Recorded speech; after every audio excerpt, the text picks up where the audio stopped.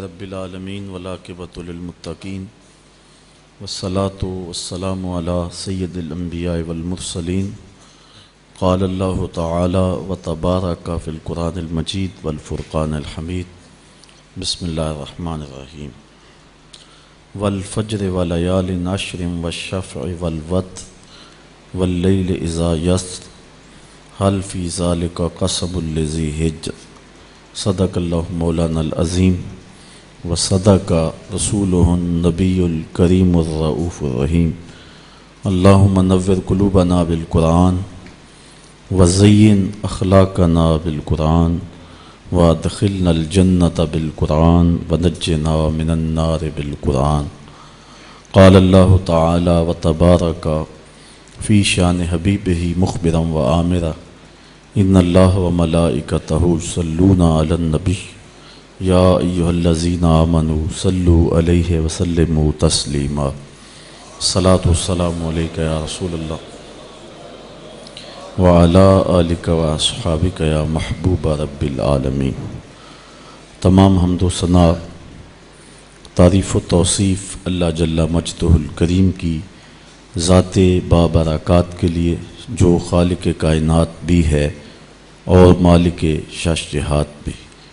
اللہ جل وعلا کی حمد و ثنا کے بعد حضور نبی اکرم شفیع امم رسول محتشم نبی مکرم اللہ کے پیارے امت کے سہارے رب کے محبوب دانائے غیوب مالک رقاب امم فخر عرب و عجم والی کون و مکان سیاہ لا مکان سید انس و جاں سرور لالا رخاں نیر تاباں سر نشین مہوشاں ماہ خوباں شہنشاہ حسینہ تتمہ دوراں سر خیل زہرہ جمالاں جلوہ صبح ازل نور ذات لم یزل باعث تکوین عالم فخر آدم و بنی آدم نیر بطحا رازدار ما اوہا شاہد ما طغا صاحب علم نشرہ معصوم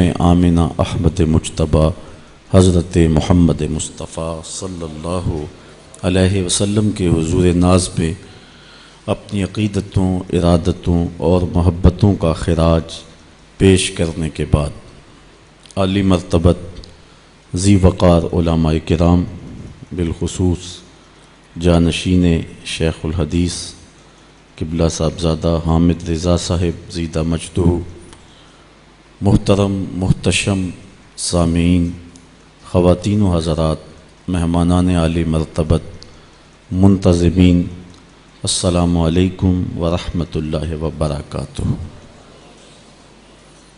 حضور نبی رحمت صلی اللہ علیہ وآلہ وسلم نے جب لوگوں کو دعوت دین دی تو حضور علیہ السلام نے ابتداءً دو چیزوں پر زور دیا، ایک اللہ کی توحید پر اور دوسرا عقیدہ آخرت پر۔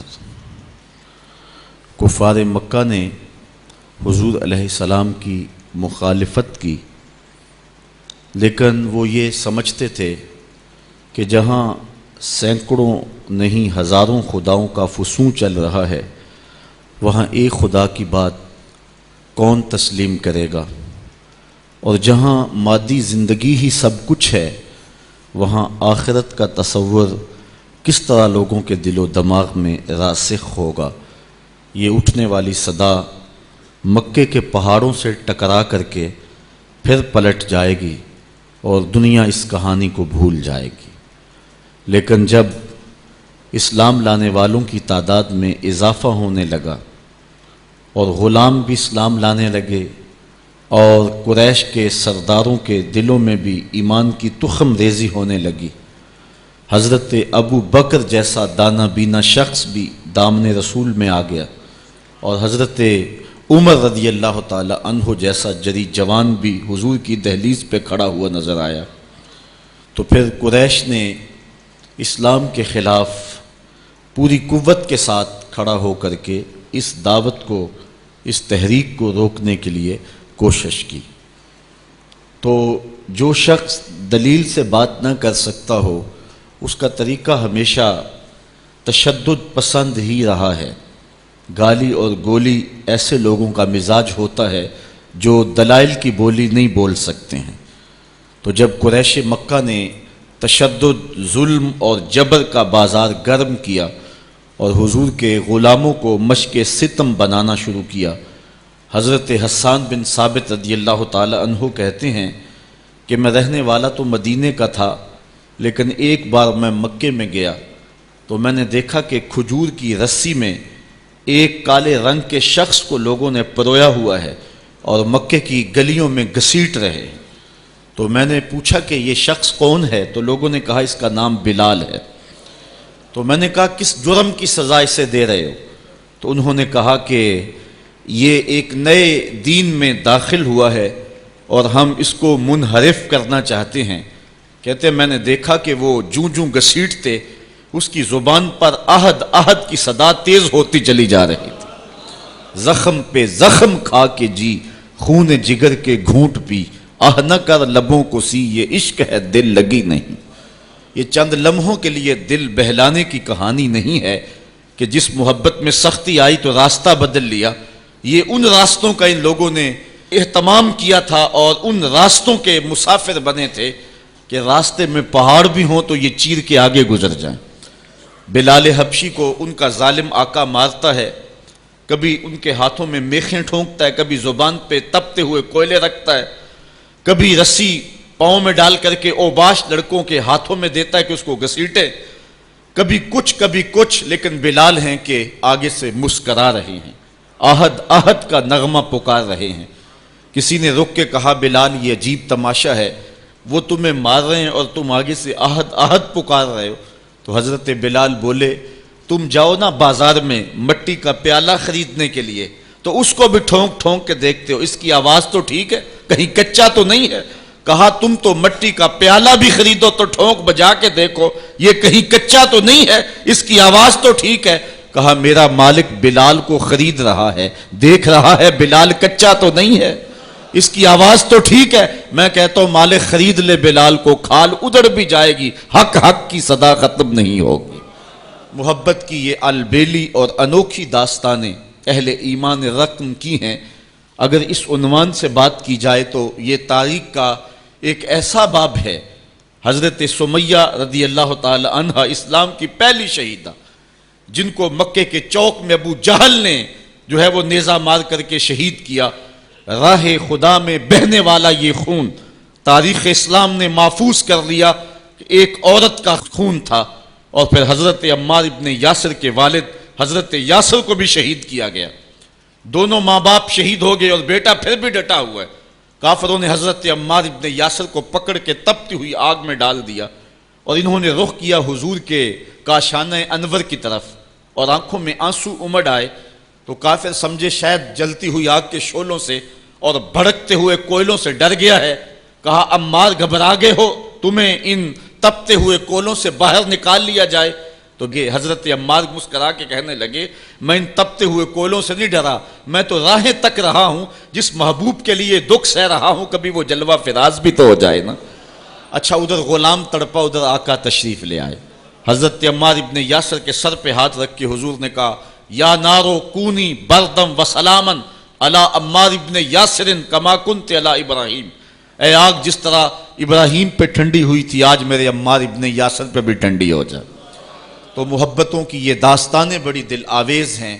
تو اللہ تعالیٰ جل شانہ نے جب اپنے محبوب علیہ السلام کے غلاموں کے ساتھ یہ ہونے والے ظلم اور اس جبر کی رقم ہوتی داستان کو دیکھا تو سورۃ الفجر تب نازل ہوئی تھی. ایک طرف اہل ایمان کو تسلی دی کہ اگر تمہیں دکھوں میں مبتلا کیا گیا ہے تو کوئی نہیں، تم سے قبل بھی جو لوگ اس راستے کے مسافر ہوئے ہیں ان کو بھی انہی راہوں سے گزرنا پڑا ہے اور وہ بھی عظیمت کی یہ داستان رقم کرتے ہوئے آئے ہیں. انہوں نے بھی جو ہے وہ سولیوں پہ اور فصیلے دار پہ اپنے سروں کا چراغاں انہوں نے بھی کیا ہے اور راہ حق میں ہر دکھ اور ہر تکلیف انہوں نے سہی ہے، حتیٰ کہ زنجیروں نے ان کی ہڈیوں تک جو ہے وہ نشان چھوڑے لیکن پھر بھی وہ راہ حق سے منحرف نہیں ہوئے. ایک تو ان کو تسلی تھی اور دوسری طرف قریش کو یہ بتلانا مقصود تھا کہ تم سے قبل بھی بڑے سرکش، بڑے نمرود، حامان، شداد اور بڑے ظالم اور جابر ہوئے ہیں، لیکن آج تم دیکھو کہ ان کا نشان بھی باقی نہیں رہا۔ اگر نشان باقی رہا ہے تو حق کا نشان ہی باقی رہا ہے۔ اس لیے سورۃ الفجر اس ماحول میں نازل ہوئی ہے جب کہ جو ہے وہ اسلام کے اوپر اور اہل ایمان کے اوپر سخت آزمائشیں تھیں اور سخت جو ہے ان کے اوپر تکلیف تھی۔ فجر کی قسم کھانے کا ایک مقصد تو یہ تھا کہ ان کفار کو یہ کہنا تھا کہ جس طرح فجر طلوع ہوتی ہے اور رات ختم ہو جاتی ہے، یہ زندگی بھی جو ہے جو تم گزار رہے ہو ختم ہوگی، اور آخرت کی زندگی میں تم نے قدم رکھنا ہے اور صبح قیامت طلوع ہونے والی ہے۔ اور دوسری طرف اہل ایمان کو تسلی دینا مقصود تھا کہ راتیں جتنی بھی لمبی کیوں نہ ہوں، پو تو پھٹتی ہے اور اجالے تو نکلتے ہیں، ایک وقت آئے گا کہ اسلام کا پھریرا دنیا کے اوپر لہراتا ہوا نظر آئے گا۔ آج کی قربانیاں کل کے لیے سکھوں کا سامان بن جائیں گی۔ ساغر صدیقی نے کیا کہا تھا کہ آج تو ہیں یہ جسم آلودائے گرد سفر، آج تو ہیں یہ جسم آلودائے گرد سفر، کل انہی جسموں پہ منزل پھول بھی برسائے گی۔ آج مکے میں ستم ہیں، کل مکے والے ہاتھ باندھ کے کھڑے ہوں گے، تو وہ لمحے بھی آنے والے ہیں۔ تو فرمایا قسم ہے صبح کی، والفجر، قسم ہے صبح کی، ولیال عشر، اور 10 راتوں کی۔ 10 راتوں سے مراد کیا ہے؟ یہ ذوالحج کی 10 راتیں ہیں، جو سال کی جو ہے وہ تمام راتوں سے یہ عشرہ جو ہے وہ افضل ترین عشرہ ہے۔ دوسرا قول ہے کہ یہ رمضان کے آخری عشرے کی راتیں ہیں۔ تیسرا قول یہ ہے کہ یہ محرم کی پہلی 10 راتیں۔ یہ 3 اقوال مفسرین نے بیان کی ہیں۔ والشفع والوتر، اور قسم ہے جفت کی اور قسم ہے طاق کی۔ مفسرین نے اس پر تقریباً 36 اقوال پیش کیے ہیں، لیکن سب سے بہترین قول یہ ہے کہ جفت سے مراد مخلوق ہے اور طاق سے مراد رب تعالیٰ کی ذات ہے۔ خالق کی قسم اور مخلوق کی قسم۔ واللیل اذا یسر، اور رات کی قسم جب وہ پیٹھ پھیر کے چل دے۔ یہ قسمیں 5 فرمائیں، اور اس کے بعد فرمایا حل فی ذالک قسم لذی حجر، کیوں اس میں عقل مند کے لیے قسم ہوئی؟ یعنی یہ 5 چیزیں عقل مند کے لیے بطور قسم کافی ہیں، اور جو عاقل نہیں ہے اس کے لیے سارے زمانے کی بھی قسم اٹھا لی جائے تو اس کے لیے وہ بھی ناکافی ہے۔ تو قسم جو ہے وہ عقل مند کے لیے پھول کی پتی سے کٹ سکتا ہے ہیرے کا جگر، مرد ناداں پہ کلام نرم و نازک بے اثر۔ ہمارے استاد کہا کرتے تھے کہ اس کو عام لوگ پڑھتے ہیں کہ پھول کی پتی سے کٹ سکتا ہے ہیرے کا جگر، تو کہتے ہیں نہیں کاٹا جا سکتا ہیرے کا جگر پھول کی پتی سے۔ یہ استفہام انکاری ہے۔ پھول کی پتی سے کٹ سکتا ہے ہیرے کا جگر، یعنی یہ ممکن ہے کہ ہیرے کے کلیجے کو پھول کی نرم نازک پتی سے کاٹ لیا جائے؟ تو جس طرح پھول کی پتی سے ہیرے کا کلیجہ نہیں کاٹا جا سکتا، اس طرح کلام نرم و نازک جو ہے وہ کسی ناداں شخص پہ اثر نہیں کر سکتا۔ تو اللہ تعالیٰ فرماتا ہے کہ یہ جو قسمیں ہیں یہ عقل مند لوگوں کے لیے جو ہیں وہ نافع ہیں، اور جو بے وقوف ہیں، جو حماقت کے مارے ہوئے ہیں، ان کے لیے اس میں کوئی فائدہ نہیں۔ اسی لیے کہا گیا یضل بہ کثیرا ویہدی بہ کثیرا۔ قرآن سے بہت سارے لوگ ہدایت پا جاتے ہیں اور بہت سارے لوگ قرآن سے گمراہ بھی ہو جاتے ہیں۔ اصل قصور ان کی اپنی عقول کا ہے اور اپنی بنجر زمین کا ہے۔ 12 کے در تبش خلاف نیست، در باغ لالا رویت و در بوم خار و خس۔ یہ بارش برس رہی ہے، سعدی کہتے ہیں کہ تباہ میں مخالفت نہیں رکھتی، لیکن یہی بارش جب گندگی کے ڈھیر پہ ہوتی ہے تو بدبو پھیلتی ہے، تعفن پھیلتا ہے، اور یہی بارش جب باغ میں ہوتی ہے تو باغ کے اندر پھول کھلتے ہیں، گل لالا مہکتا ہے، یاسین اور نسترن کی بہار آ جاتی ہے۔ تو بارش وہی ہے، کہیں گندگی اور بدبو پھیل رہی ہے اور کہیں پھول چٹخ رہے ہیں اور کلیاں مہک رہی ہیں۔ قرآن تو اجالا دیتا ہے اور قرآن کی قسمیں من میں یقین اگاتی ہیں، لیکن کچھ لوگ گمراہ ہو جاتے ہیں اور اسی قرآن کو پڑھ کے کچھ لوگ ہدایت کے اجالے پا جاتے ہیں۔ تو کہا کہ یہ جو 5 قسمیں ہیں یہ عاقل لوگوں کے لیے اس میں ہی ہدایت ہے اور اس میں ہی ان کے لیے بہت کچھ ہے۔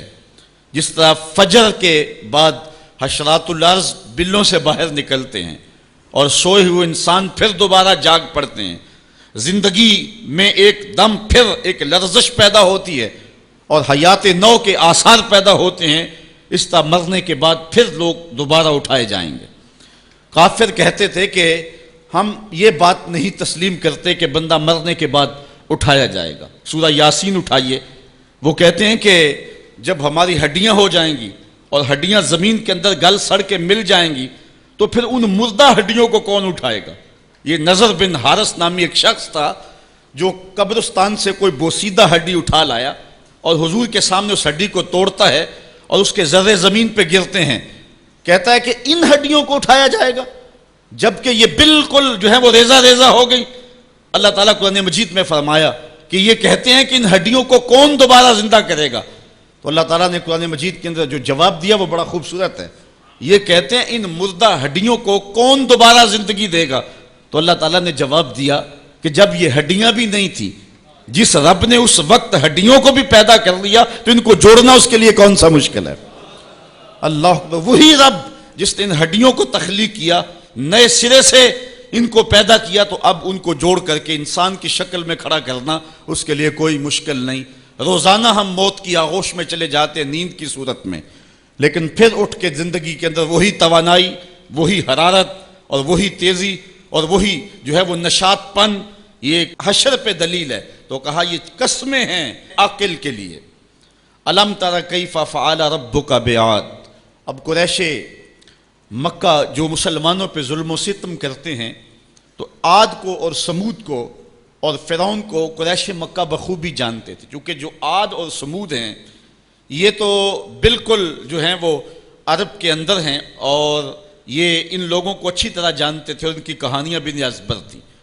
اور فرعون کی غرقابی مصر میں اہل کتاب بنی اسرائیل کے ساتھ ان روابط کی وجہ سے اس کو بھی یہ خوب سن چکے تھے۔ تو اللہ تعالیٰ جل شانہ نے اگرچہ بہت ساری بستیاں برباد کی ہیں، بہت ساری سنگتیں تباہ کی ہیں، لیکن ان کو خاص طور پہ ان تین چیزوں کی طرف توجہ دلائی کہ آج تم اپنی چھاتی چوڑی کر کے چلتے ہو، لیکن اس کہانی کو یاد کرو۔ اللہ اکبر۔ الم تر کیف فعل ربک بعاد، کیا تم نے نہ دیکھا کہ تمہارے رب نے عاد کے ساتھ کیا سلوک کیا؟ ارم ذات العماد، یہ کون عاد تھے؟ یہ عاد ارم تھے، انہیں عاد اولا بھی کہا جاتا ہے۔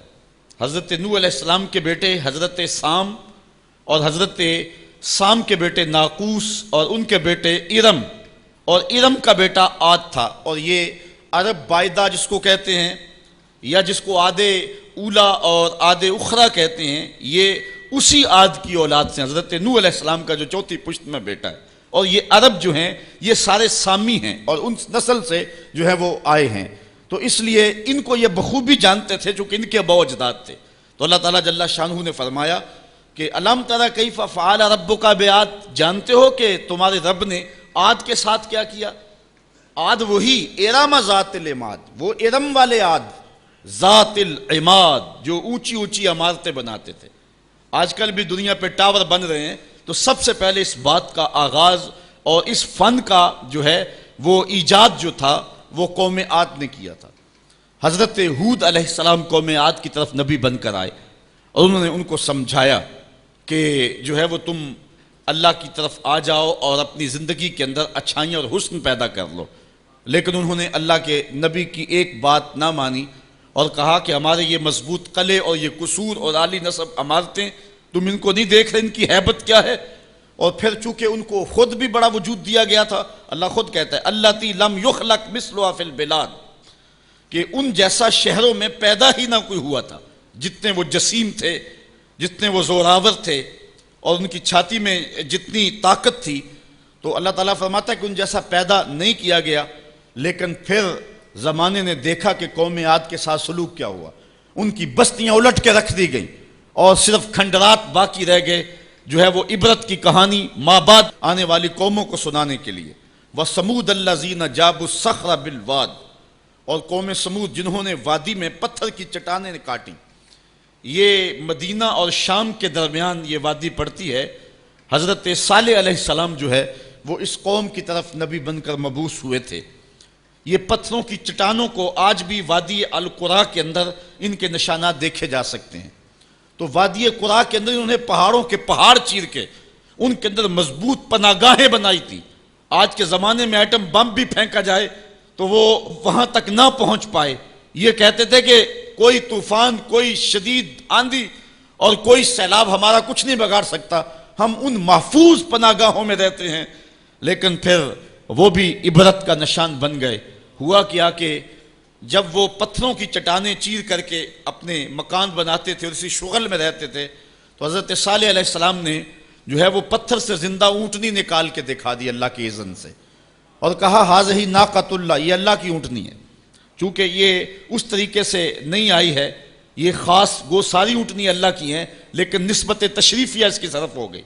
اب کہا کہ اس کی باری کا حوض کا پانی تم نے نہیں پینا، اور جب اس کی باری ہوگی یہ پیے گی، اور جب تمہاری باری ہوگی تو تم پیو گے. جس دن وہ اونٹنی پیتی تھی تو سارا حوض پی جاتی تھی، لیکن یہ نہیں تھا قوم پیاسی رہتی، دودھ اتنا دیتی کہ پوری قوم سیراب ہو جاتی. اچھا، انہوں نے کیا کیا؟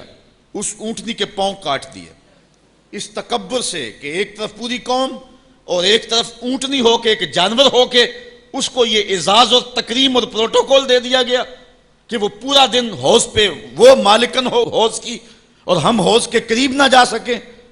یہ انہوں نے نہیں دیکھا کہ ھذہ ناقۃ اللہ، یہ اللہ کی اونٹنی ہے. نسبت کتنی اونچی ہے یار. آج کتنا خوبصورت گھر آپ بنا لیں، اربوں روپے بھی اس کے اوپر صرف کر لیں اور قیمتی سے قیمتی پتھر لگا لیں اس کے اوپر، اطلس و دیبا کا کام اس کے اوپر کروائیں اور اس کے اوپر اعلیٰ سے اعلیٰ سونے اور چاندی اور طلا کا کام کروائیں، لیکن پتھروں سے بنا ہوا سادہ سا گھر بیت اللہ جس کو نسبت میرے رب سے ہے، بھلا کوئی کوٹھی، کوئی محل، کوئی قصر جو ہے وہ اس گھر کی عظمت کو چھو سکتا ہے؟ اس لیے کہ وہ بیت اللہ ہے. تو وہ قوم جتنی بھی سربلند کیوں نہ ہو، اللہ نے اس اونٹنی کو اعزاز یہ دیا تھا ناقۃ اللہ، وہ اللہ کی اونٹنی تھی. اچھا، انہوں نے اس کی توہین کی، اس کے پاؤں کاٹ دیے. تو اس اونٹنی کا ایک بچہ تھا، اس نے چیخ ماری. درد سے جب وہ چیخا تو اللہ کا عذاب آ گیا اور یہ عذاب میں مبتلا ہو گئے. اللہ اکبر. قوم عاد کا جو حال ہوا، قوم سمود کا پھر جو حال ہوا، وہ زمانے نے دیکھا. آگے ارشاد فرمایا وَفِرْعَوْنَ ذِی الْأَوْتَادِ، وہ فرعون جو کیلوں والا تھا. یہ ذی الاوتاد اس کو کہا گیا، اس کی کئی مفسرین نے وجہ بیان کی ہیں.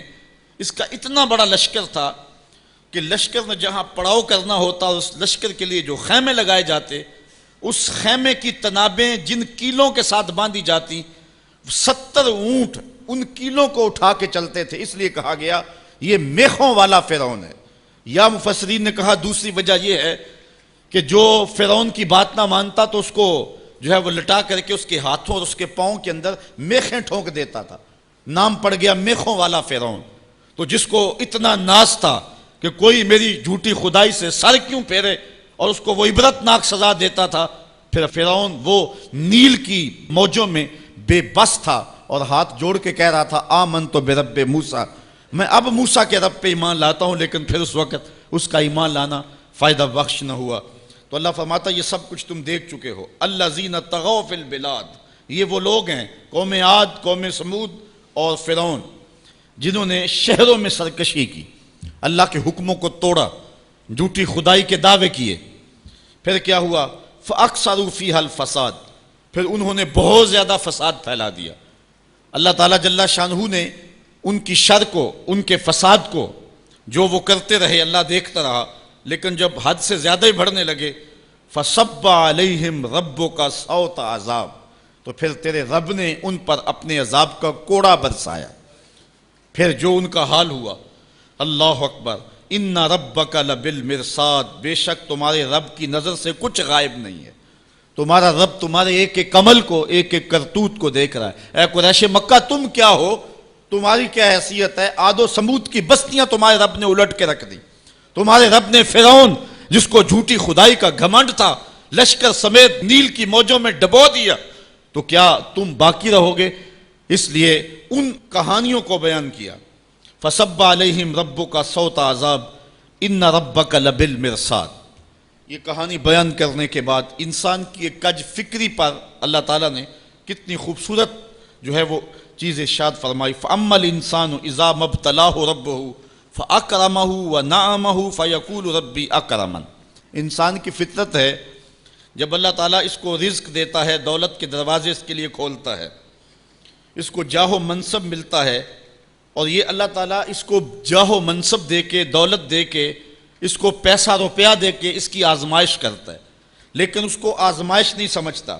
فَيَقُولُ، کہتا ہے ربی اکرمن، میرے رب نے مجھے عزت دی ہے، وہ اس کو عزت سمجھ لیتا ہے اور کہتا ہے کہ میں اللہ کا محبوب ہوں، مجھے اللہ پسند کرتا ہے تو اس لیے مجھے دولت دی ہے، ورنہ میں غربت کی چکی میں پس رہا ہوتا۔ وہ دولت کو جو ہے وہ عزت سمجھتا ہے، حالانکہ اللہ نے بطور آزمائش اس کو دولت دی ہے۔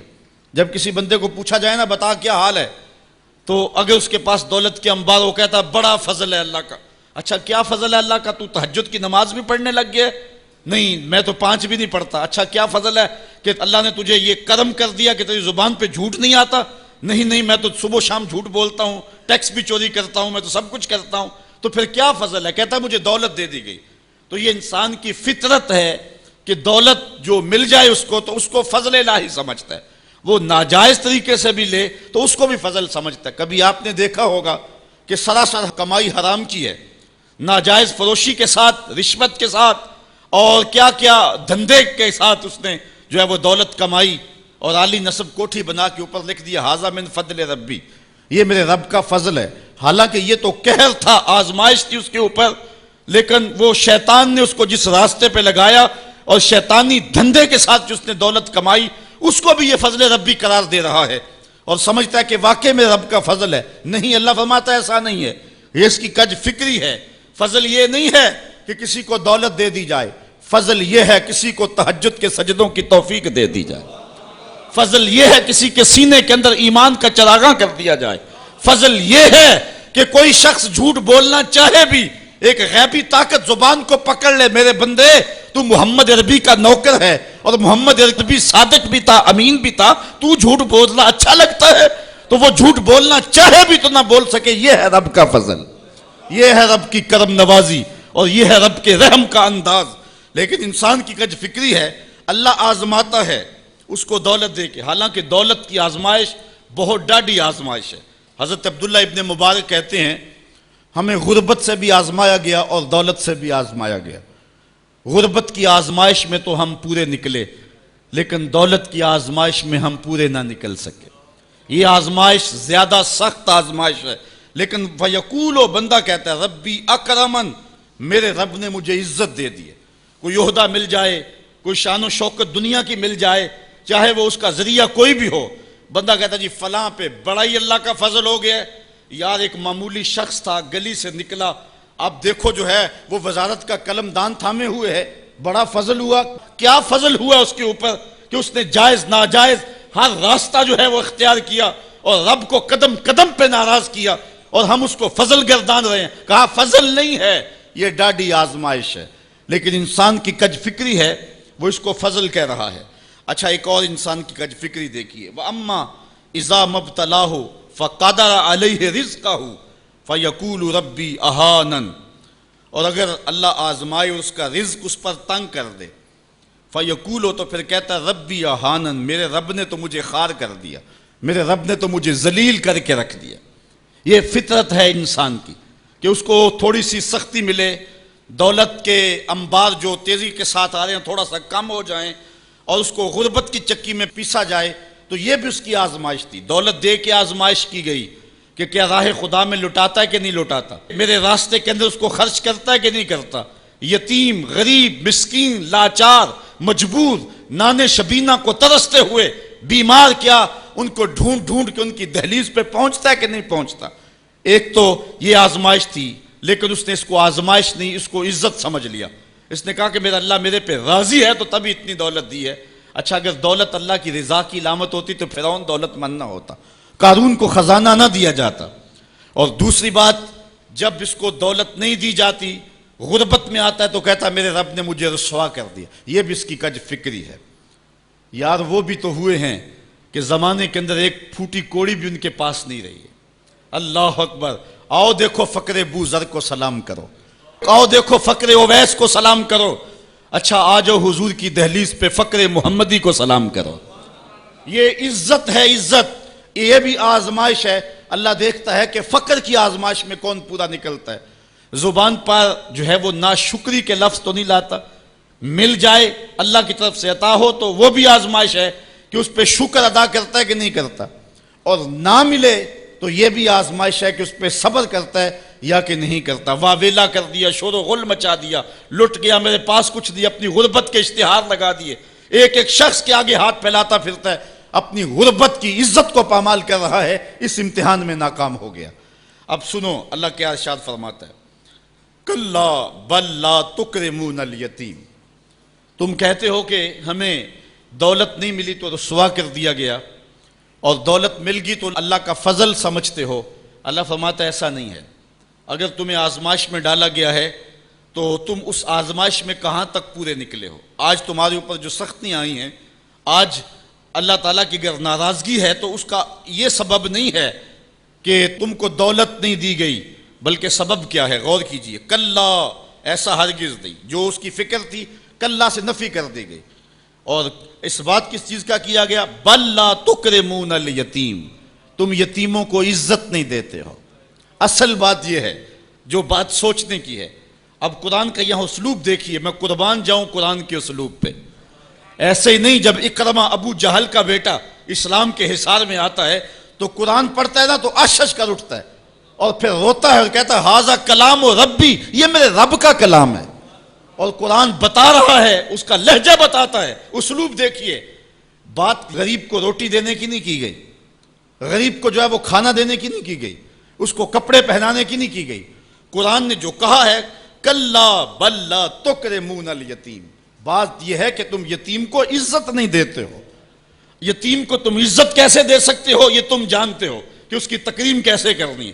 تمہارے پاس یتیم کو پہنانے کے لیے کپڑا نہیں ہے، اس کو دینے کے لیے روٹی نہیں ہے، لیکن تمہارے سینے میں پیار تو رکھا ہوا ہے نا۔ اس برہنہ یتیم کو سینے سے لگا کر کے اس کا ماتھا تو چوم سکتے ہو نا۔ رب یہ نہیں دیکھتا روٹی کس نے دی، رب یہ دیکھتا یتیم کو پیار کس نے دی ہے، وہ یہ دیکھتا ہے۔ کلا بل لا تکرمون الیتیم، معاملہ روٹی کا نہیں ہے، بچی ہوئی روٹی تو کتے کو بھی ڈالی جا سکتی ہے، کسی کو غریب کو دے دی تو یہ کون سا کمال ہے؟ جو دیگیں بچ گئی وہ مدرسے میں بھیج دی، یہ کمال کی بات نہیں ہے۔ وہ گندگی کے ڈھیر پہ بھی تو پھینکنی تھی، خراب ہو جاتی، 2 گھنٹے اور پڑی رہتی۔ معاملہ یہ نہیں ہے، معاملہ تکریم کا ہے۔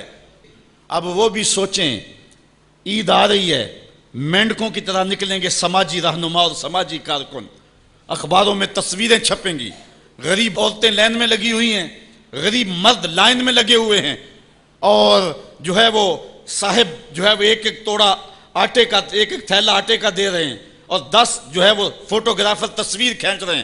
اگلے دن 15 اخباروں کے اندر تصویریں لگی ہوئی ہیں۔ میں اس دن بھی کہا تھا کہ اس انداز کے ساتھ غریبوں کی غربت کا اشتہار لگانے والا سوچے کہ اس لائن میں اگر اس کی بیٹی کو کھڑا ہونا پڑے تو اس کا پھر انداز کیا ہو۔ بات یہ نہیں، بات تکریم کی ہے۔ کلا بل لا تکرمون الیتیم۔ آئیے تمہیں میں کہانی سناؤں۔ آقا کریم علیہ السلام جا رہے تھے عیدگاہ کو، راستے کے اندر ایک یتیم کھڑا تھا، اور آقا کریم نے کہا کہ بیٹے آج تم یہاں کھڑے ہو، کہا فلاں غزوے میں میرا باپ شہید ہو گیا تھا، میری ماں کا سایہ بھی میرے سر پہ نہیں ہے، لوگ اپنے گھروں میں ہیں، میں کس دہلیز پہ جاؤں۔ اچھا انتظار ہو رہا ہے عیدگاہ میں، حضور نے یتیم کو سینے سے لگایا، گھر لے گئے اور سیدہ فاطمہ سے کہا کہ جس طرح کا لباس حسنین کو پہنایا ہے اس کو بھی پہناؤ۔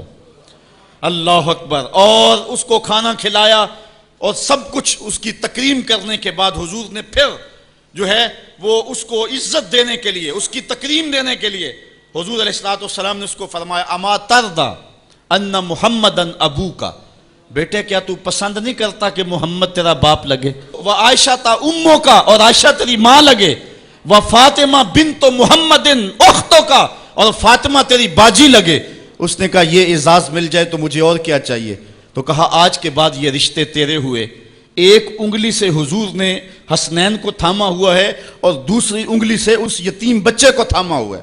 جب حضور عیدگاہ کی طرف بڑھ رہے ہیں تو اور بچے بھی اپنے ماں باپ کے ساتھ جا رہے ہیں، وہ بچہ زبان حال سے کہتا ہے تھا تو یتیم، آج یتیمی کا مزہ ہی نہیں آ گیا ہے کہ حضور کی انگلی تھام کے جا رہا ہوں۔ تو یتیم کی تکریم کا مسئلہ ہے، اس کو عزت نفس دینے کا مسئلہ ہے۔ یتیم کو لوگوں کے اندر کھڑا کر کے اس کو اعزاز دیتے ہو، وہ اعزاز نہیں ہے، وہ رسوائی ہے۔ مجھے 1 سال قبل ایک ایسی تقریب میں لوگ کھینچ کر کے لے گئے جہاں وہ آج کل اجتماعی شادیوں کا رواج ہے، تو میں بڑی معذرت کی، میرے لیے مشکل ہوگا کیونکہ مجھے اندازہ تھا اس تقریب کا، لیکن میں کبھی گیا نہیں تھا پہلے۔ تو میں جب اس تقریب میں پہنچا تو یقین جانے کہ 2 دن تک جو ہے وہ میں بے چین رہا ہوں۔ میں کہتا ہوں غریب سے غریب آدمی ہوتا ہے نا، اس کو معاشرے میں پروٹوکول اعزاز نہ بھی ملے تو شادی والے دن تو مہمان خصوصی وہی ہوتا ہے نا، اس دن تو سارے اس کے چہرے کو ہی دیکھتے ہیں۔ لیکن ان دولوں کو بھی جو ہے وہ لائن پہ بٹھایا ہوا تھا اور اوپر مہمان خصوصی کوئی اور بیٹھے تھے۔ میں نے کہا یہ بیچارے مسکین آج بھی مہمان خصوصی نہیں ہیں، آج ان کی زندگی کا اہم دن ہے اور آج بھی اتنے لوگوں کے سامنے اشتہار لگایا جا رہا ہے یہ غریب لوگ ہیں، اور دلہنوں کا بھی اشتہار لگایا جا رہا ہے یہ غریب بچیاں ہیں۔ اور پھر کیا ان کے چہرے پہ کوئی مسرت کے آثار تھے اور نہ ان بیٹیوں کے چہرے پہ کوئی مسرت کے آثار تھے، تو لوگ خوشی بانٹنے چلے ہیں لیکن غموں میں اضافہ کرتے چلے گئے۔ رات کی تنہائی میں نکلو، اندھیرا پھیلا ہوا ہو، کوئی دیکھنے والا نہ ہو، اپنے سائے سے بھی بچو اور جا کے غریب کے گھر میں رقم پھینک کے آ جاؤ، اسے پتہ نہ ہو یہ پھینکی کس نے ہے، اور پھر وہ شادی کریں جو دعائیں ان کے کلیجے سے نکلیں گی عرش تک پہنچیں گی۔ تو بات پیسے دینے کی نہیں ہے، بات تکریم کی ہے۔ کلا، دیکھو قرآن کا اسلوب، کلا بل لا تکرمون الیتیم، معاملہ یہ ہے کہ یتیم کی عزت، تکریم۔ میرے اور آپ کے آقا مولا نے تو یہاں تک فرمایا جب بچے اکٹھے کھیل رہے ہوں، تمہارا بچہ بھی ان بچوں میں کھیل رہا ہو تو بچے کو بیٹا کہہ کے آواز نہ دو، اس کا نام لے کے پکارو۔ عرض کی گئی حضور بیٹا ہے، بیٹا کہہ کے پکاریں گے تو حرج بھی کیا ہے؟ کہا تم نہیں جانتے، ہو سکتا ہے کہ وہاں کوئی یتیم بچہ بھی کھیل رہا ہو، اور جب یہ تم کہو گے تو تڑپ جائے گا، آج میرا باپ ہوتا تو مجھے بیٹا کہہ کے پکارتا، لیکن آج میں محروم ہوں۔ تو کہا مسئلہ یہ ہے، کلا بل لا تکرمون الیتیم ولا تحاضون علی طعام المسکین۔ دیکھیے قرآن کا اسلوب، کہا ایک تو یتیم کی تکریم نہیں ہے، یہ ساری افطار اس لیے آئی، اور دوسری بات یہ ہے کہ وہ آپس میں ایک دوسرے کو مسکین کے کھانے کی رغبت نہیں دیتے۔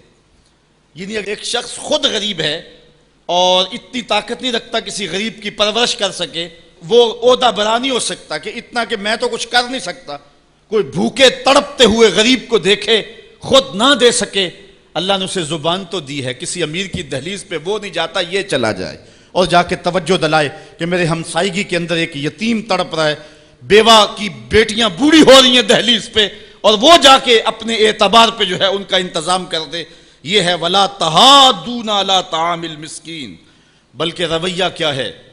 وَتَأْكُلُونَ التُّرَاثَ أَكْلًا لَمًّا، اور میراث کا مال تم ہپ ہپ کر کے کھاتے ہو، تمہیں پرواہ ہی نہیں ہے۔ بیٹیوں کا حق اہل عرب جو ہے وہ غصب کر لیتے تھے اور بیٹیوں کا حق نہیں دیتے تھے۔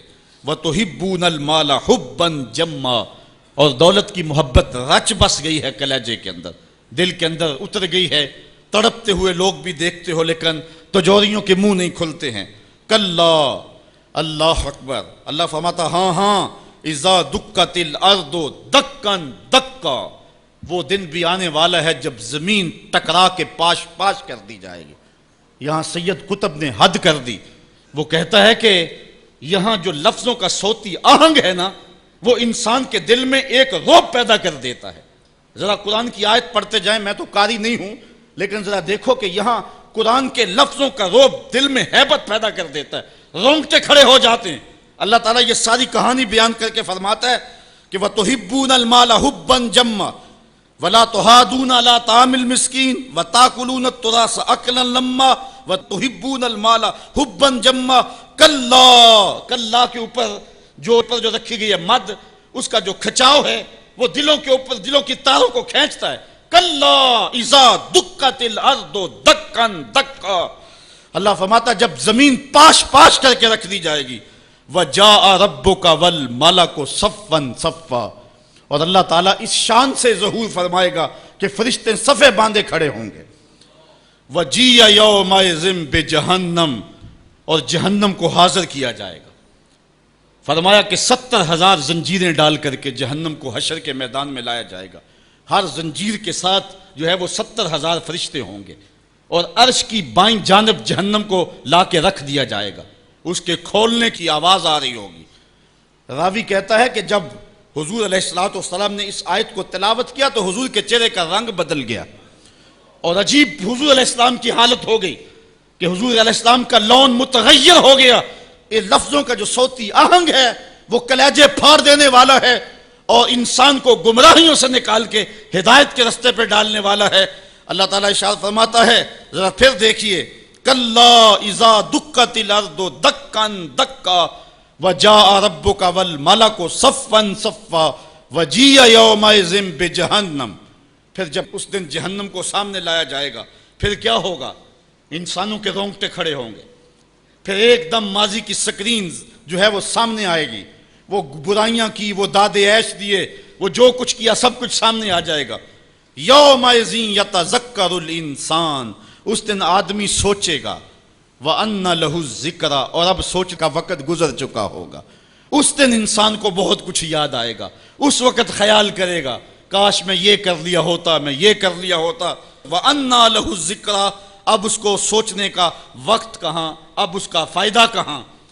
وہ گھڑیاں، وہ لمحے، وہ ساعتیں اب اس کے لیے حسرت کو بڑھانے والے ہوں گے۔ وقت پر کافی ہے ایک قطرہ بھی آب خوش ہنگام کا، جل گیا جب کھیت برسا می تو پھر کس کام کا۔ اس دن پھر بندہ سوچے گا۔ سنو قرآن کا آہنگ، یقولو یا لیتنی قدمت لحیاتی، وہ کہے گا کہ ہائے کسی طرح میں نے جیتے جی نیکی آگے بھیجی ہوتی، زندگی کو میں نے مقصد میں، مصرف میں، کسی کام میں اور کسی جو ہے وہ مقصد میں لگا دیا ہوتا، اور زندگی کا سرمایہ وہاں میں یہاں کے لیے بھیجا ہوتا۔ فَيَوْمَئِذٍ لَا يُعَذِّبُ عَذَابَهُ أَحَدٌ، اللہ تعالیٰ اس دن جو عذاب دے گا کبھی کسی نے ایسا عذاب دیا نہیں ہوگا جو وہ دے گا۔ اللہ اکبر۔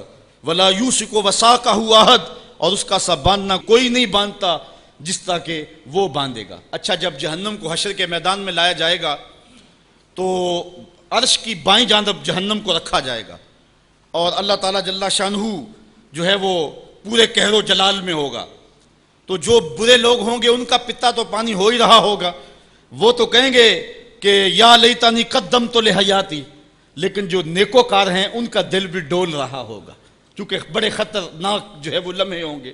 ہمارے ایک ٹیچر ہوا کرتے تھے ریاضی کے، تو وہ بڑے جلالی ہوتے تھے، کبھی ہمارا ٹیسٹ لیتے نا تو دوسرے دن جب وہ آتے نا پیریڈ میں تو باوجود پتہ ہوتا کہ سوال ٹھیک ہم نے کیے ہوئے، بعد میں چیک بھی کیے ہوتے، لیکن جب وہ ڈنڈا لے کے داخل ہوتے تو سب کے پتے پانی ہوتے، پتہ نہیں کس کی جو ہے وہ کم بختی آ گئی ہے۔ اور پھر جب وہ اچانک جن لوگوں نے اچھے نمبر لیے ہوئے ہوتے ان کو الگ کرتے اور دوسروں کو الگ کرتے، پھر بھی سارے ڈر رہے ہوتے کہ پتہ نہیں یہ کدھر والے ہیں اور یہ کدھر والے ہیں، اور پھر جب کہتے بیٹا تمہیں شاباش، تو پھر جو مسرت ہوتی نا تو وہ پھر لفظوں میں بیان نہیں ہو سکتی ہے۔ اللہ تعالیٰ فرماتا ہے کہ اس دن پھر کیسا منظر ہوگا، ذرا غور کیجئے کہ جہنم سامنے ہے، اللہ پورے جلال پہ ہے، اور نیکوکار بھی بدکار بھی کھڑے ہیں، کلیجے سینے میں کانپ رہے ہیں۔ پھر اللہ تعالیٰ جو نیکوکاروں کا ان کو الگ کیا کر کے کہے گا، ایک نغمہ نہیں چھڑ جائے گا، یا ایتھا النفس المطمئنہ، اے مطمئن نفس، اے اطمینان والی جانو، ارجعی الی ربک، تم رب کی طرف آ جاؤ، تم اپنے رب کی طرف آ جاؤ، راضیۃ مرضیہ، اس حال میں تمہارا رب تم پہ راضی ہے اور تم اپنے رب پہ راضی ہو۔ یہاں مفسرین فرماتے ہیں کہ رب کا بندے پہ راضی ہونا یہ بھی بڑی بات ہے، لیکن بندے کا رب پہ راضی ہونا یہ بہت بہت بڑی بات ہے۔ بندہ تو راضی ہوتا ہی نہیں، بندہ تو دنیا پہ دیکھ لو راضی نہیں ہوتا، لیکن اس دن کیسا منظر ہوگا بندے کے راضی کا انداز فی ظلال القرآن میں دیکھیے۔ یا ایتھا النفس المطمئنہ، المطمئنہ الی ربہا، المطمئنہ الی طریقہا، المطمئنہ الی قدر اللہ بہا، المطمئنہ فی السراء والضراء وفی البسط والقبض والمنع والعطاء، یعنی تو میرے پہ راضی ہوا، میں نے دکھ دیا تو پھر بھی راضی تھا، میں نے سکھ دیا تو پھر بھی راضی تھا، کڑکتی دھوپ تھی تو پھر بھی راضی تھا، برستی بارش تھی تو پھر بھی راضی تھا، تجھے غربت کے چکی میں پیسا گیا تو پھر بھی راضی تھا، اور تجھے امارت دی گئی تو پھر بھی راضی تھا، میرے بندے تجھے کربلا میں رکھا گیا پھر بھی راضی تھا، اور تجھے فتح مکہ کی شان دکھائی گئی تو پھر بھی راضی تھا۔ جب میرا بندہ میرے ہر کام پہ راضی ہوگا، اللہ اکبر، تو اللہ کہے گا میرے بندے آ جا ادھر، یا ایتھا النفس المطمئنہ ارجعی الی ربک، تو اپنے رب کی طرف آ جا۔ اچھا، راضیۃ مرضیہ، تو رب پہ راضی اور رب تیرے پہ راضی۔ حضور علیہ السلام نے ارشاد فرمایا کہ جب اللہ اپنے خاص بندوں کو جنت عطا کر دے گا تو اللہ تعالیٰ بندوں کو کہے گا کہ اے میرے بندو، کیا تم میرے اوپر راضی ہو؟ تو بندے کہیں گے مالک وما لنا، ہمیں کیا ہے، ہم کیوں راضی نہیں ہو سکتے؟ بندوں کو تو تصور بھی نہیں ہوگا جو جنت میں ملے گا۔ ایک بندے کی آرزو ہو کہ اسے 2.5 مرلے کا پلاٹ مل جائے تو اس کو کوئی 50 مربع لاٹ کر دے تو وہ تو خوشی سے پاگل ہو جائے گا، تو بندے کو تو تصور بھی نہیں ہوگا۔ حضور نے ارشاد فرمایا سب سے آخر میں جو شخص جنت میں جائے گا میں اس شخص کو جانتا ہوں، جہنم کے رگڑے سہ کے جب باہر نکلے گا نا تو اللہ تعالیٰ اس کو بلائے گا، کہے گا بندے بتا کیا مانگتا ہے۔ بندے نے زندگی میں کئی منصوبے بنائے ہوتے ہیں کہ یار یہ مل جائے، ساری زندگی میں خواہشیں تو پوری نہیں ہوتی۔ وہ غالب نے کہا تھا ہزاروں خواہشیں ایسی کہ ہر خواہش پہ دم نکلے، بہت نکلے میرے ارمان لیکن پھر بھی کم نکلے۔ وہ جتنی آرزویں کبھی بھی زندگی میں آئی ہوئی ہوں گی وہ کہے گا مالک یہ بھی دے دے، یہ بھی دے دے۔ اللہ کہے گا لَکَ مَا تَمَنَّیْتَ، اچھا جو تو نے مانگا میں نے تجھے سب کچھ دے دیا۔ بندہ تو اس پہ راضی ہوگا۔ اللہ فرماتا ہے یہ تو نے مانگا میں نے دیا نا، اس کے علاوہ جتنی زمین ہے یہ 7 بر اعظموں پہ پھیلی، اس سے 10 گنا زمین بھی جنت میں تجھے الاٹ کر دی۔ بندہ کہے گا یا رب اتسخر وانت المالک، مالک تو بادشاہ ہو کے مجھ سے مذاق کر رہا ہے؟ بندے کے تو گمان میں نہیں ہوگا کہ اتنا کچھ ملے گا۔ جب یہ بات حضور نے بیان فرمائی فضاحک النبی حتی بدت انیابہ، حضور اتنا مسکرائے کہ حضور کی داڑھیں نظر آنے لگی۔ اس کو تو یہ گمان تھا کہ برابر برابر بھی چھوٹ دوں تو جنت میں کسی دروازے کی چوکیداری بھی مل جائے تو غنیمت ہے۔ اتنی تو دولت جو ہے وہ اوباما کے پاس بھی نہیں ہے، پوری دنیا کے مالیاتی اداروں کے پاس بھی نہیں ہے، اتنی حکومت تو کائنات میں کسی حکمران نے نہیں کی ہے جتنا تخت و تاج کا مالک اس سب سے آخری شخص کو بنا دیا جائے گا۔ جب سب سے کم پراپرٹی جنت میں جس کی ہے وہ اتنی جگہ کا مالک ہوگا، پھر داتا گنج بخش علی حجویری کی جاگیروں کا عالم کیا ہوگا، پھر انبیاء کی جاگیروں کا عالم کیا ہوگا، امام الانبیاء کی جاگیروں کا عالم کیا ہوگا۔ اتنا کچھ دینے کے بعد میرے بندے کیا تم میرے پہ راضی ہو؟ اللہ تعالیٰ جب بندوں سے پوچھے گا تو بندے کہے گے مالک ہمیں کیا ہوا کہ ہم راضی نہ ہو، ہم تو جو ہے وہ پھولے نہیں سما رہے۔ تو اللہ تعالیٰ فرمائے گا تمہیں ایک اور چیز دینے لگا ہوں۔ تو بندے جنت میں کسی کمی کو محسوس نہیں کریں گے، کہیں گے مالک اور کیا چیز رہ گئی ہے؟ تو اللہ تعالیٰ فرمائے گا بندو وہ چیز یہ ہے کہ میں تمہارے اوپر راضی ہو گیا ہوں، اب کبھی بھی ناراض نہیں ہوں گا۔ تو پھر جو مسرت ہوگی وہ دیدنی ہوگی۔ یا ایتھا النفس المطمئنہ ارجعی الی ربک راضیۃ مرضیہ فادخلی فی عبادی، میرے خاص بندوں میں داخل ہو جا، وادخلی جنتی، اور میری جنت میں داخل ہو جا۔ سورۃ الفجر انسان کو کھینچ کر کے مالک کی دہلیز پہ لے آتی ہے، اور نفس مطمئنہ جو ہر حال میں اللہ پہ راضی ہو۔ میں نے ایک روایت میں پڑھا ہے کہ جو حضرت مولا کائنات سیدنا علی المرتضیٰ سے مروی ہے، فرماتے ہیں کہ جو شخص اللہ کے عطا کردہ تھوڑے رزق پہ راضی ہو گیا، اللہ قیامت کے دن اس کے تھوڑے عملوں پہ راضی ہو جائے گا۔ تو آج اس پہ راضی ہو جاؤ، وہ تم پہ راضی ہو جائے گا۔ اللہ نے توفیق دی تو یہ 10 دن مجھے اور آپ کو نصیب ہوئے، اور اب دعا کا مرحلہ آن پہنچا۔ اللہم ربنا تقبل منا انک انت السمیع العلیم وتب علینا انک انت التواب الرحیم۔ اے اللہ تیری بارگاہ میں ہاتھ پھیلائے اتنے لوگ حاضر ہیں، ہمارے اٹھے ہوئے ہاتھ پھیلی ہوئی جھولیاں اپنی بارگاہ میں مستجاب فرما، بخت کی بہاریں نصیب کر دے، مقدر کی خزائیں رخصت فرما، جئیں تو تیرے لیے مریں تو تیرے دین کے لیے، زندگی کی آخری ہچکی تک تیرے رسول کے وفادار رہیں، ہر علت ہر قلت ہر ذلت سے رہائی دے دے، اپنے پاک نبی کے در کی گدائی دے دے۔ اے اللہ اس 10 دن میں دور و نزدیک سے جو لوگ تشریف لاتے رہے، مرد و زن جس جذبے اور محبت کے ساتھ گرمی کی شدت میں برستی بارش میں تیرے حضور حاضر ہوتے رہے، میرے مالک اپنے خاص کرم سے آنے والوں کے ایک ایک قدم پہ برکات نزول فرما، دنیا دین آخرت کی بھلائیاں مقسوم فرما دے، سوچوں اور خیالوں کو روشنی نصیب کر دے۔ اے اللہ ماہ سیام کے امٹتے ہوئے اور برستے ہوئے جلوے ہم سب کو نصیب فرما، اس مہینے میں گناہگاروں کو دوزخ کی آتش سے آزاد کر دیا جاتا ہے۔ اے اللہ نارے دوزخ سے رہائی نصیب فرما۔ اے اللہ ہمارے سارے گناہ معاف فرما دے، کبیرہ صغیرہ گناہوں سے ہم سب کو معاف فرما دے اور ہماری خطاؤں سے درگزر فرما۔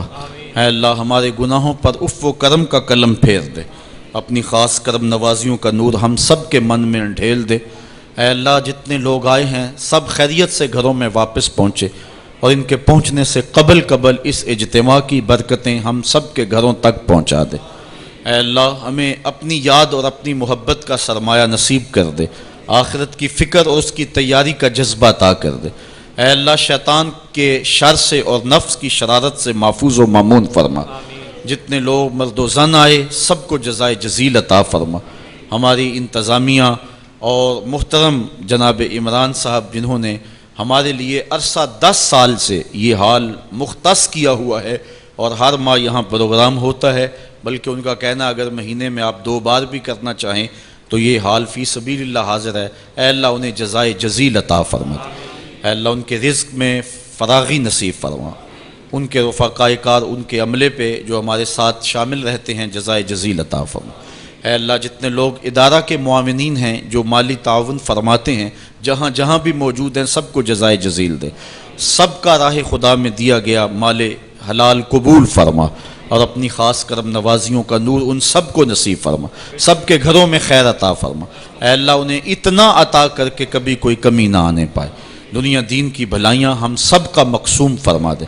اے اللہ باران رحمت کا بار بار نزول فرما، اور اس ملک کو خوشحالیاں نصیب فرما، ہمیں نیک صالح جرأت مند قیادت نصیب فرما، امت مسلمہ کو کھویا ہوا وقار دے دے، بٹکے ہوئے آہو کو پھر سوئے حرم لے چل، اس شہر کے خوگر کو پھر وسعت صحرا دے۔ میں بلبل نالا ہوں اس اجڑے گلستاں کا، تاثیر کا سائل ہوں محتاج کو داتا دے۔ اللہم اید الاسلام والمسلمین، اللہم عز الاسلام والمسلمین، یا ارحم الراحمین ارحم احوالنا۔ اے میرے مالک پاکستان کی خیر فرما، پاکستان کے حالات میں درستگی فرما۔ اے اللہ یہاں دہشت گردی کے امٹتے سیلاب دور فرما دے۔ اے میرے مالک کراچی، بلوچستان اور کشمیر کے حالات کو روشنی عطا کر دے۔ اے اللہ برما کے مجبور مقہور مسلمانوں کی مدد فرما۔ اے اللہ افغانستان کے اندر، عراق کے اندر جبر کی چکی میں پستے مسلمانوں کی مدد فرما۔ کابل، کندھار، قلعہ جنگی، دشت لیلہ، تورا بورا، تکریت، موصل، بغداد، القدس، کشمیر، غزہ، جہاں جہاں امت ظلم کی باہوں میں کسی کرا رہی ہے، حضور کی زلف پاک کا صدقہ سب کو نجات عطا فرما دے، امت مسلمہ کو کھویا ہوا وقار دے دے۔ اے اللہ غلبہ امت نصیب فرما، بھٹکے ہوئے آہو کو پھر سوئے حرم لے چل، اس شہر کے خوگر کو پھر وسعت صحرا دے۔ بہت سارے لوگوں نے دعاؤں کے لیے کہا، اے اللہ بیماروں کو شفا عطا فرما، جن کے اعزاء و اقربا اس دنیا سے چلے گئے مالک ان کو اپنی خاص کرم نوازیوں کے حصار میں رکھنا، اور ان کی قبور کو منور فرما۔ اے اللہ ہمارے معاونین کے حال پہ رحم فرما، آنے والوں کو قدم قدم پہ برکت نصیب فرما، اور جو والدین اپنی بچیوں اور بچوں کے لیے اچھے رشتوں کے لیے سرگرداں ہیں، بہت سارے لوگوں نے دعاؤں کا کہا، اے اللہ ان کے لیے بہتر نیک اور صالح اسباب مہیا فرما دے۔ جن کی بچیاں سسرال میں پریشان ہیں، اے اللہ انہیں ہدایت عطا فرما، اور بچیوں کو اپنے گھروں میں سکون اور طمانینت نصیب فرما۔ جن لوگوں کی اس دواجی زندگی میں تلخیاں ہیں، اے اللہ حضور علیہ الصلوۃ والسلام کے لعاب کا صدقہ ان کی زندگیوں کے اندر مٹھاس پیدا فرما دے۔ اے اللہ جو بے اولاد ہیں ان کی گودیں اولاد سے ہری کر دیں، جنہیں اولاد نرینہ نصیب نہیں انہیں اولاد نرینہ بخش دے، پریشان حالوں کو اپنے کرم سے مالا مال فرما دے، دنیا دین آخرت کی بھلائیاں مقسوم فرما، اور ہم سب کے حال کو بہتریاں نصیب فرما۔ ادارۃ المصطفیٰ حلقہ سیالکوٹ کے جذبوں میں مزید فراوانی نصیب فرما۔ ابھی جن لوگوں نے تعاون کیا، دستے محبت بڑھایا، سب کو جزائے جیز۔ ہمارے محترم قبلہ حامد رضا صاحب جو کہ ہمارے اہل سنت کے نامور عالم دین ہیں، اللہ تعالیٰ ان کو جزائے جزیل عطا فرمائے، اور ان کے لیے ہم دعا کرتے ہیں درجوں کی بلندی کے لیے، ان کے والد بزرگوار کے اصال ثواب کے لیے۔ ان کی جانب سے ادارۃ المصطفیٰ کے لیے 25,000 روپیہ پیش کیا گیا، اے اللہ قبول اور مستجاب فرما۔ اے اللہ ان کے درجے مزید بلند فرما۔ اے اللہ شہر سیالکوٹ کا وہ بانک پن تھے، اس شہر کی رونق تھے، ان کے درجوں کو عروج اور بانک پن نصیب فرما۔ اے اللہ علامہ اقبال کے درجے بلند فرما، حضرت عبدالحکیم رحمۃ اللہ تعالی علیہ کے درجے بلند فرما، حضرت خواجہ محمد حسین پسروری صاحب کے درجوں کو بلندی نصیب فرما۔ اے اللہ اس شہر کو مزید عزتوں سے نواز دے، ہر طرح کی عافیتوں کے سائے میں رکھنا۔ وصلی اللہ تعالی علی النبی الامین وآلہ مصطفیٰ جان رحمت پہ لاکھوں سلام، شمع بز میں ہدایت پہ لاکھوں سلام، شمع بز میں ہدایت پہ لاکھوں، جن کے قدموں پہ سجدہ کریں جانور، منہ سے بولے شجر دے گواہی حجر، وہ ہے محبوب رب مالک بحر و بر، صاحب رجعت شمس و شق القمر، نائب دست قدرت پہ لاکھوں سلام، مصطفیٰ جان رحمت پہ لاکھوں سلام، شمع بز میں ہدایت پہ لاکھوں، رحمت حق کی ہونے لگی بارشیں، رحمت حق کی ہونے لگی بارشیں، دین و دنیا کی لٹنے لگی دولتیں، کھول دی جس نے اللہ کی حکمتیں، وہ زبان جس کو سب کن کی کنجی کہے، اس کی نافذ حکومت پہ لاکھوں سلام، مصطفیٰ جان رحمت پہ لاکھوں سلام، شمع بز میں بسم اللہ الرحمن الرحیم۔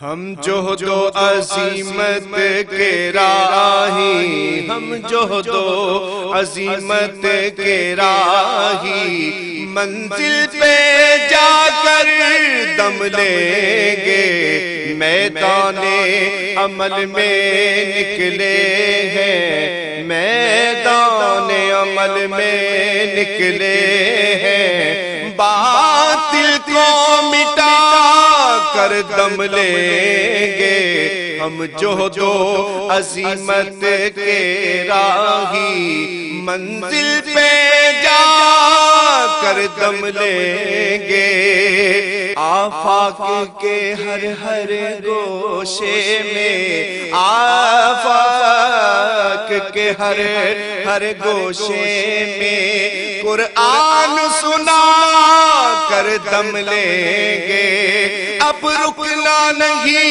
اب تھمنا نہیں، اب رکنا نہیں، اب تھمنا نہیں، فردوس میں جا کر دم لیں گے، ہم جہد و عظیمت کے راہی، منزل پہ جا کر دم لیں گے، میدان عمل میں نکلے ہیں، باطل کو مٹا کر دم لیں گے۔ اس دارالعلوم کی ایک ایک اینٹ میں پیار بھرا ہوا ہے، درد بھرا ہوا ہے، تو اس کے لیے دعا گو رہیں، اپنے تعاون سے بھی نوازتے رہیں۔